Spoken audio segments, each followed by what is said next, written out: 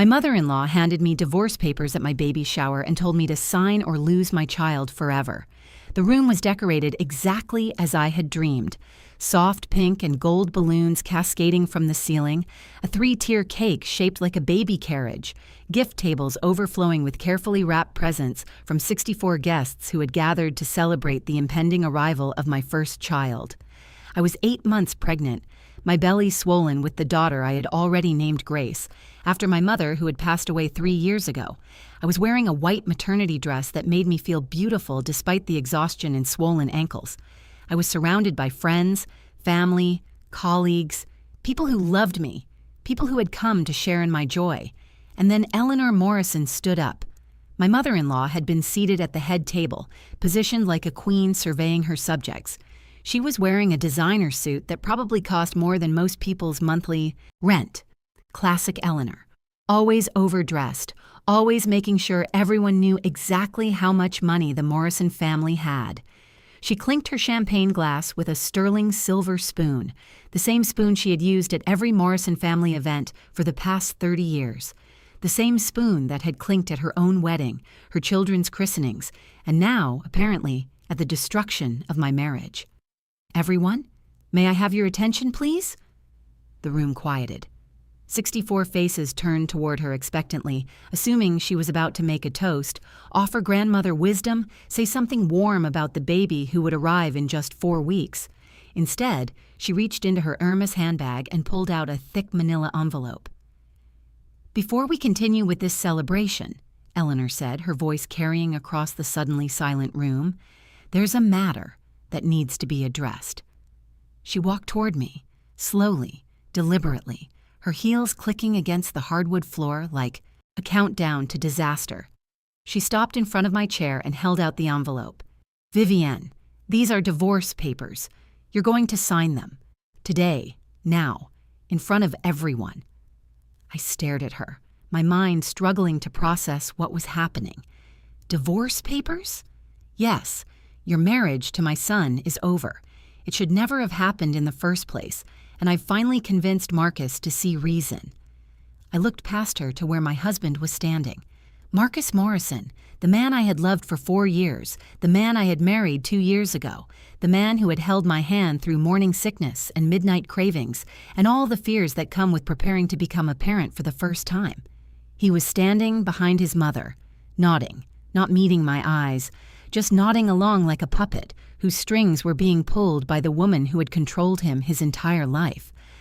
"Marcus," my voice came out as a whisper, "what is this?" He didn't answer. Eleanor answered for him. "This is the end of a mistake. My son was never meant to marry someone like you, someone without proper family, without proper breeding, without proper understanding of what it means to be a Morrison. Someone like me? An orphan, a nobody, a woman who clearly trapped my son with this pregnancy to secure her position in our family. I didn't trap anyone. We planned this baby together. We wanted this. Marcus wanted to please you. He's always been too soft, too easily manipulated. But I've opened his eyes.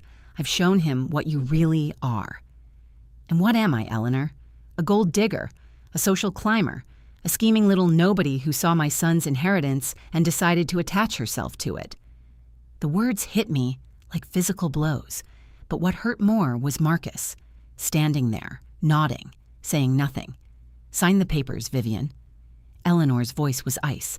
"Sign them, take whatever settlement my lawyers have offered, and disappear. If you fight this, I promise you, I will make sure you never see this child. I have resources you can't imagine. I have connections in every court in this state. I will bury you in litigation until you're bankrupt, broken, and begging for mercy. You can't take my child. I can do whatever I want. I'm Eleanor Morrison, and you're nothing." 64 guests sat in frozen silence. No one spoke. No one moved. No one came to my defense.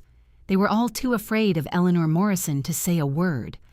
I looked around the room, at friends who suddenly couldn't meet my eyes, at family members who were studying their hands, at colleagues who seemed to be calculating the professional cost of getting involved.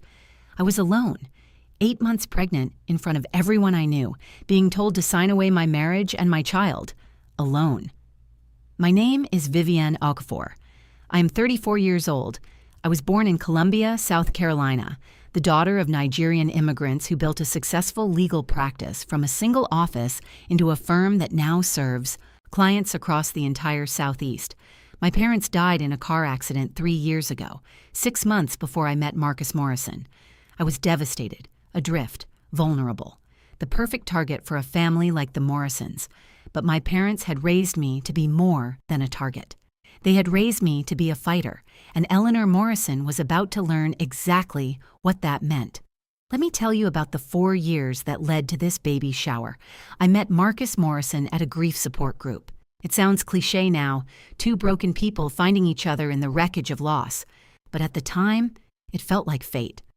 Marcus had lost his younger brother, Thomas, to a sudden heart attack 6 months earlier. I had lost both my parents in a car accident. We were both drowning, and we found each other floating in the same dark water. Marcus was kind in those early days, gentle, attentive. He listened when I talked about my parents. He held me when I cried. He made me feel like maybe, just maybe, there was something worth living for beyond the grief. We started dating 3 months after we met. He was different from anyone I had ever known. Wealthy beyond anything I had experienced, connected to a world of country clubs and charity galas and family estates that seemed like something out of a movie. But he seemed embarrassed by his privilege rather than proud of it. He talked about wanting to do meaningful work, wanting to escape his family's expectations, wanting to build something that was truly his own. I fell in love with that Marcus, the Marcus who dreamed of being more than his mother's son. The Marcus who held my hand and told me that I was the best thing that had ever happened to him. The Marcus who proposed after a year of dating and promised me that we would build a life together, far from his family's influence. But that Marcus was a performance. And the real Marcus, the weak, controlled, spineless man who was standing behind his mother and nodding along to my destruction, had been there all along. I just hadn't wanted to see it. The warning signs had been there from the beginning, the way Marcus always deferred to his mother's opinions, on everything from what restaurant we should try to how we should decorate our apartment, the way he made excuses for Eleanor's cruelty. She's just protective. She doesn't mean it that way. She'll warm up to you eventually. The way he never, not once, stood up to her when she insulted me, dismissed me, or made clear that she considered me beneath her family. I had told myself it was just family dynamics, that every family had conflicts, that Marcus was caught in the middle and trying his best, but that wasn't true. The truth was that Marcus Morrison had never chosen me. He had chosen his mother, every time, every single time, and now, at my baby shower, he was choosing her again. The affair was the final piece of the puzzle. I didn't discover it until 3 months into my pregnancy, 5 months, ago now, when I found text messages on Marcus's phone that made my blood run cold. Messages to a woman named Catherine Hayes, his mother's goddaughter, the woman Eleanor had been pushing Marcus toward for years. "I miss you," Marcus had written. "I'm sorry things have to be this way. Mother says we just need to be patient." "I know," Catherine had replied. "Once the divorce is final, we can be together. I can't wait to start our life. Soon, I promise. I just need to find the right moment." I had read those messages with shaking hands, my baby kicking inside me as if she could sense her mother's heart breaking. My husband was having an affair with his mother's chosen bride, and they were planning to divorce me, the inconvenient obstacle to their family-approved relationship. I should have confronted him then. I should have screamed, cried, demanded explanations. Instead, I did something else. I started planning. The months between discovering the affair and the baby shower were the busiest of my life. I didn't let Marcus know what I knew. I didn't change my behavior. I didn't give any indication that I had discovered his betrayal. Instead, I became the perfect pregnant wife, supportive, loving, grateful for everything he provided. I played the role Eleanor expected me to play, the gold-digging nobody who was completely dependent on Morrison money. And while I was playing that role, I was building my case. I hired a private investigator, a former FBI agent named Samuel Washington, who my father had worked with on several cases before his death. Samuel was expensive, but he was thorough. Within 2 weeks, he had uncovered more than just the affair. He had uncovered the Morrison family's secrets. Eleanor Morrison was not the respectable society matron she pretended to be. Behind the charity galas and the garden club meetings and the perfectly curated public image, there was a pattern of financial manipulation that would make a crime boss blush. She had been stealing from the Morrison Family Trust for decades, siphoning money into personal accounts, making investments that benefited her alone, using her position as trustee to enrich herself at the expense of her own children. Marcus's brother Thomas, the one who had died of a sudden heart attack, had discovered the theft 6 months before his death. He had threatened to expose Eleanor, to go to the other trustees, to bring in outside auditors, and then, mysteriously, he had died. The police had ruled it natural causes. Thomas had an undiagnosed heart condition, they said, but Samuel found something the police had missed. Thomas had been perfectly healthy at his physical 3 weeks before his death. No heart condition, no warning signs. And Eleanor had visited Thomas's apartment the night he died, alone, for 3 hours.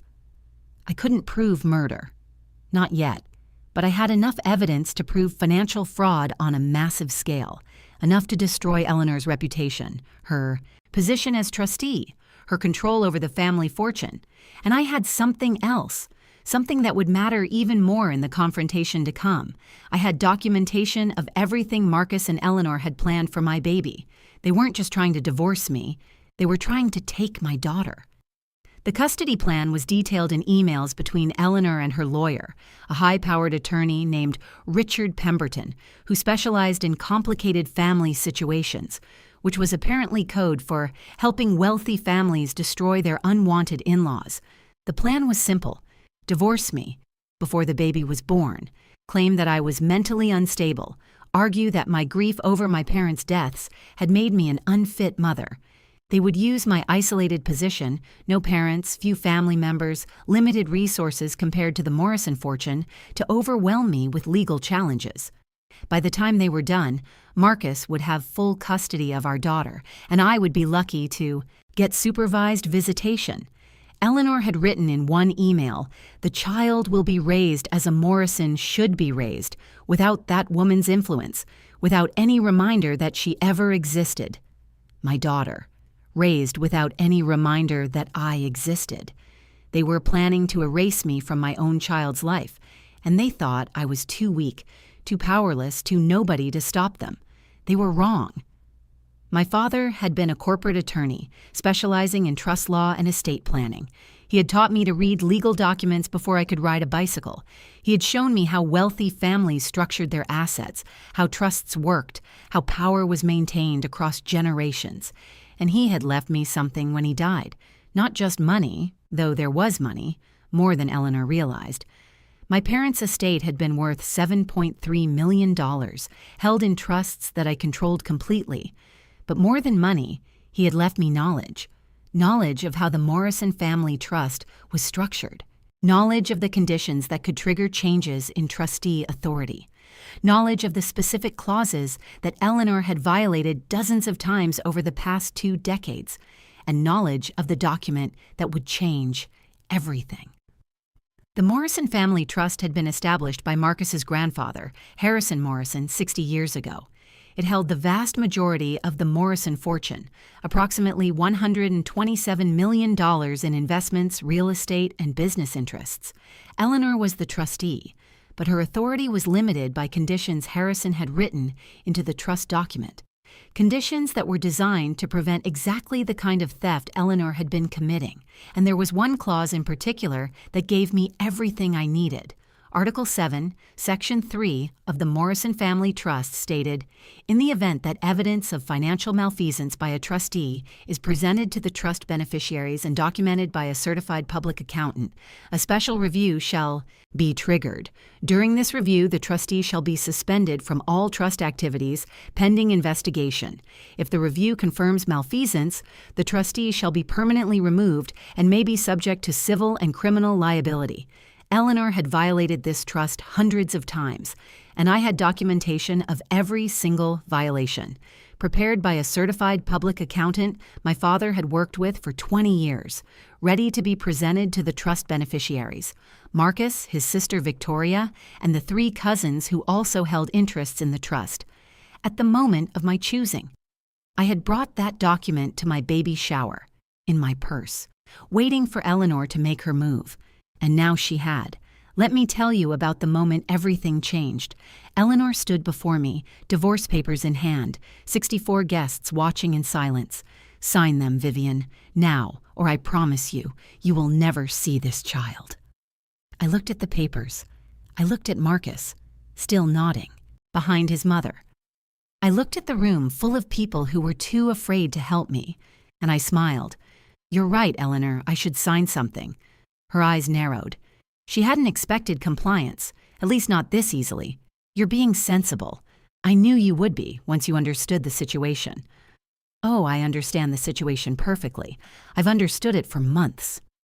I reached into my purse, the large designer bag that Marcus had bought me last Christmas, never suspecting what I would use it for, and pulled out a different document, a document that was much thicker than the divorce papers, a document that had taken months to prepare. What is that?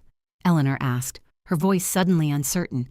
This is something I need to sign in front of witnesses. Fortunately, I have 64 of them. I stood up slowly, carefully, my pregnant belly making the movement awkward but not impossible, and walked to where the baby shower gifts had been arranged on a long table. I cleared a space and set the document down. Marcus, come here. He looked at his mother. Don't move, Marcus, Eleanor commanded. Marcus, I repeated, my voice carrying across the silent room, you're a beneficiary of the Morrison Family Trust. You need to see this. What is she talking about? Someone whispered. Victoria, I continued, addressing Marcus's sister, who was sitting near the back of the room. You're also a beneficiary. You should come here, too. Victoria Morrison, a woman who had always been cold to me but never openly hostile, looked confused but curious. She stood and made her way to where I was standing. Vivienne, what is this about? She asked. It's about your family's trust and what your mother has been doing with it for the past 20 years. That's enough. Eleanor's voice was sharp now, the velvet glove coming off to reveal the iron fist beneath. This is absurd. She's clearly having some kind of breakdown, probably pregnancy hormones. I have. Documentation, I said, cutting her off. Prepared by Arthur Chambers, CPA, the accountant your father used for 30 years before his death. Mr. Chambers has reviewed the Morrison Family Trust accounts and found evidence of systematic fraud totaling approximately $8.3 million over 2 decades. The room gasped. Eleanor's face went white. That's a lie. That's a complete fabrication. It's not. I opened the document to the first page, a summary of findings prepared in Arthur Chambers' meticulous handwriting. Bank transfers to personal accounts, investments made with trust funds that benefited Eleanor Morrison personally rather than the trust beneficiaries, unauthorized expenditures totaling hundreds of thousands of dollars per year. I flipped to the next section. There's also evidence of forged signatures on trust documents, falsified expense reports, and a pattern of behavior that began shortly after Eleanor became trustee following Harrison Morrison's death. Victoria was reading over my shoulder, her face growing paler with each page. Mother, is this true? Of course it's not true. She's making this up to distract from her own. There are bank records. Victoria's voice was hollow. Transaction histories, account numbers. This isn't made up, Mother. This is documentation. Victoria, you need to understand. Did you steal from us? From me? From Marcus? From Thomas? The mention of Thomas, the brother who had died, the brother who had discovered Eleanor's theft, made the room go even quieter. Thomas found out, didn't he? Victoria's voice was barely a whisper. That's why you two were fighting before he died. That's why he was talking about hiring lawyers. He knew. Victoria, stop this. Did you kill him, Mother? The question hung in the air like a bomb waiting to explode. Eleanor's face twisted through a series of expressions: shock, rage, fear, and finally, something that looked almost like defeat. I didn't kill him. He had a heart attack. It was natural causes. You were at his apartment that night, for 3 hours, alone. I had shared this information with Victoria privately 2 weeks ago in a conversation Eleanor knew nothing about. Victoria had been skeptical at first, but she had agreed to look at the evidence. She had agreed to keep an open mind, and now she was putting the pieces together herself. "What did you do to my brother?" Victoria's voice was rising. "What did you do to Thomas?" "I didn't do anything. He was going to destroy everything I built." She stopped. Too late. Everyone had heard it. "Everything you built?" Victoria was crying now. "You mean everything you stole? Thomas was going to expose you, so you—" "What? What did you do?" "I didn't kill him. I just gave him something to calm down. He was so agitated. I thought if he could just sleep on it, he would see reason." "You drugged him. You drugged Thomas, and he had a reaction, and he died. It was an accident. I didn't mean for him to die." The confession, if you could call it that, rippled through the room. 64 witnesses to Eleanor Morrison admitting that she had drugged her son, leading to his death. 64 witnesses to her confession of fraud, theft, and manslaughter. 64 witnesses who would remember this moment for the rest of their lives. "Now," I said, my voice steady despite my racing heart, "about the document I need to sign." I turned back to the papers I had brought, the document that would end Eleanor Morrison's reign over the Morrison family. This is a formal complaint under Article 7, Section 3 of the Morrison Family Trust. It presents evidence of financial malfeasance by the current trustee and requests an immediate special review. Upon presentation to the trust beneficiaries, it triggers an automatic suspension of the trustee's authority. I looked at Eleanor. "You're suspended, Eleanor. As of right now, you have no authority over the trust, no access to the trust accounts, no power over any Morrison family assets. You can't do this." "I just did." I signed the document with a flourish. "Victoria, as a beneficiary, you need to acknowledge receipt of this complaint. There's a signature line on page 47. Victoria didn't hesitate. She walked to the document, found the signature line, and signed her name. "Marcus," I continued, "you're also a beneficiary. You should sign as well." Marcus looked at his mother who had just confessed to stealing from the family trust, his mother who had just admitted to drugging his brother to death, his mother who had been controlling his entire life. "Marcus," Eleanor's voice was desperate now, "don't sign that. She's manipulating you. She's telling the truth." Marcus's voice was small, broken. I knew you were taking money. I just didn't want to believe it." "Marcus." "And Thomas. You told me he had a heart attack. You told me it was natural. You said there was nothing anyone could have done." "I was protecting you. You killed my brother." Marcus was crying now, the facade of the controlled Morrison heir finally cracking. "You killed Thomas, and then you made me help you destroy my wife, and I just went along with it because I was too afraid to stand up to you." He walked to the document. He signed his name. "No!" Eleanor lunged forward, trying to grab the document, but she was too slow. The papers were already in my hands, already signed by 2 of the 5 trust beneficiaries, enough to trigger the special review process. "It's over, Eleanor." I held the document close. "The trust is frozen. Your access to the family money is suspended, and I have 64 witnesses to your confession of fraud and manslaughter. I'll fight this. I have lawyers. So do I. My father's firm is handling the trust complaint, and I suspect the police will want to discuss what really happened to Thomas." As if on cue, the door to the baby shower venue opened.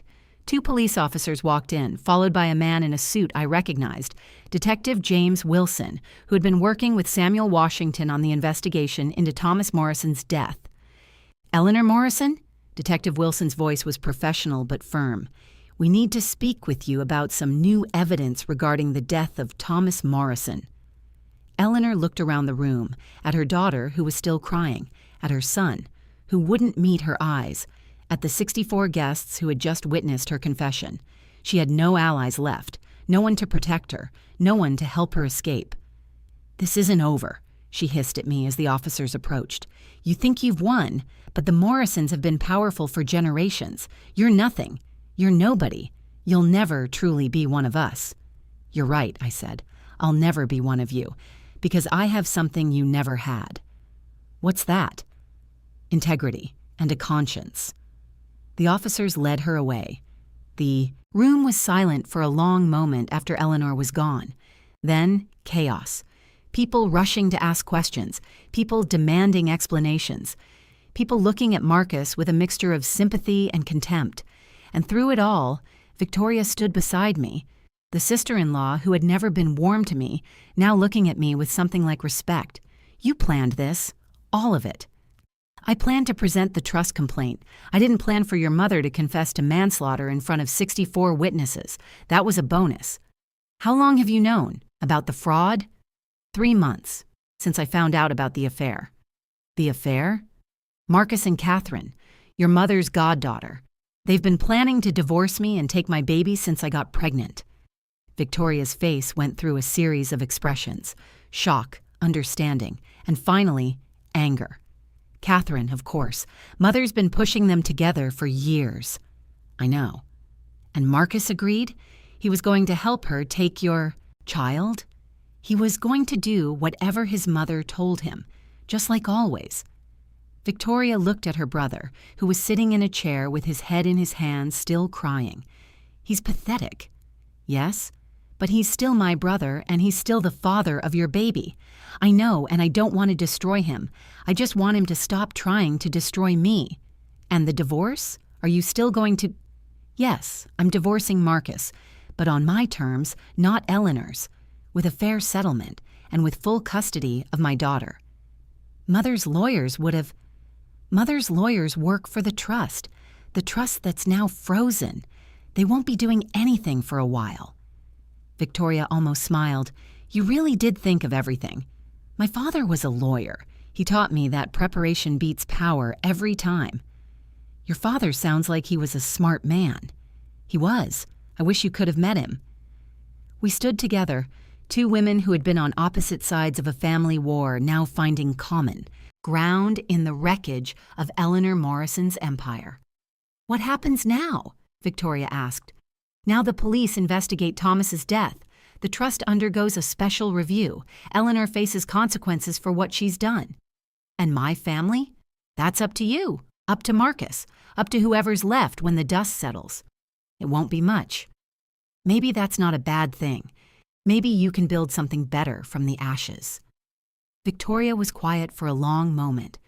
"Thank you," she said finally, "for exposing her, for stopping her, for doing what I should have done years ago. You couldn't have known, I suspected, about the money at least, but I didn't want to look too closely.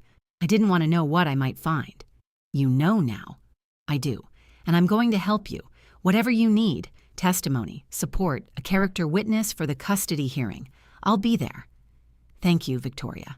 That means more than you know." We embraced, awkwardly, carefully. 2 women who had been forced into sisterhood by circumstances neither of them would have chosen. But sometimes, family isn't about blood. It's about who stands beside you when everything falls apart. The investigation into Thomas Morrison's death took 8 months. Eleanor Morrison was charged with involuntary manslaughter, fraud, theft, and a dozen other offenses related to her management of the family trust. The evidence was overwhelming. Samuel's investigation, Arthur Chambers's financial analysis, and the testimony of 64 witnesses who had heard her confession at my baby shower. She tried to fight it. She hired the best lawyers money could buy, or rather the best lawyers she could still afford after her access to the trust was frozen. It wasn't enough. The trial was brutal. Every secret Eleanor had ever hidden was dragged into the light. The fraud, the theft, the manipulation of her children, the death of Thomas. I testified for 2 days. I told the jury everything: the abuse, the affair, the custody, plot. I showed them the emails, the text messages, the financial records. I painted a picture of a woman so consumed by greed and control that she had destroyed everything she claimed to love. Eleanor's defense was that I had manipulated the evidence, that I had fabricated the documents, that I was a scheming gold digger who had orchestrated everything to steal her family's fortune. No one believed her. How could they? She had confessed in front of 64 witnesses. Her own words had damned her. The jury deliberated for 3 hours, guilty on all counts. Eleanor Morrison was sentenced to 18 years in federal prison. The judge, in delivering the sentence, said something that stayed with me long after the trial ended. "Mrs. Morrison, you had everything. A family, a fortune, a position in society that most people can only dream of, and you destroyed it all. Not through bad luck or circumstances beyond your control, but through deliberate choices to harm the people who should have been able to trust you most." He looked at Eleanor with something that might have been pity. "Your son is dead because of you. Your family is broken because of you. Your fortune is scattered because of you. And now you will spend the next 18 years in prison because of you. I hope that time gives you the opportunity to reflect on the choices that brought you here." Eleanor said nothing. She stared straight ahead as they led her away in handcuffs. She didn't look at me. She didn't look at Victoria. She didn't look at Marcus. She just walked out of the courtroom and out of our lives. The divorce was finalized 2 months after Eleanor's conviction. Marcus, broken by everything that had happened, didn't fight me on anything. He agreed to full custody for me, with generous visitation rights for him. He agreed to a settlement that was fair but not punitive. He agreed to go to therapy to address the decades of manipulation that had shaped him into his mother's puppet. I almost felt sorry for him. Almost. But every time I started to soften, I remembered the baby shower. I remembered him standing behind his mother, nodding along as she tried to take my child. I remembered the affair with Catherine. I remembered the emails about erasing me from my daughter's life. Marcus wasn't evil, but he was weak. And weakness, when it comes to protecting the people you love, is just another form of cruelty. Grace was born 3 weeks after the baby shower, 7 pounds, 4 ounces, perfect in every way. I held her in the hospital room, looking into her eyes that were dark like mine, like my mother's, like generations of Okafor women who had survived and thrived against impossible odds. "Hello, Grace," I whispered. "Welcome to the world. I'm sorry it started with so much drama. I promise the rest will be better." She blinked at me, unimpressed. My mother would have loved her. My father would have spoiled her rotten. But they weren't here. They had been taken from me, too, soon, leaving me to navigate the world without their guidance. Except they were still here, in the lessons they had taught me, in the strength they had given me, in the determination that had helped me survive Eleanor Morrison's schemes and emerge victorious. "You're going to be okay," I told my daughter. "We're both going to be okay, because we're Okafors, and Okafors don't give up." Grace yawned. I took that as agreement. 2 years later, I sat on the porch of my new house, a house I had bought with my settlement money in a neighborhood far from anything Morrison-related, and watched Grace play in the yard. She was toddling now, chasing butterflies and picking flowers and doing all the things that 2-year-olds do when they're happy and healthy and loved. Victoria visited sometimes. She had become something like a friend, not close but genuine. She had testified against her mother at the trial. She had supported me through the custody proceedings. She had proven that not everyone in the Morrison family was beyond redemption. Marcus visited too, every other weekend as the custody agreement specified. He was better now, different. The therapy was helping. He was learning to be a father, slowly and imperfectly, without his mother's voice in his ear telling him who to be. I didn't love him anymore, but I didn't hate him either. I just felt nothing, which after everything we had been through, felt like a victory. My phone buzzed, a text from my lawyer. Eleanor's appeal was denied. Sentence stands, 18 years, no parole. I looked at the text for a long moment. Then I deleted it and put the phone away.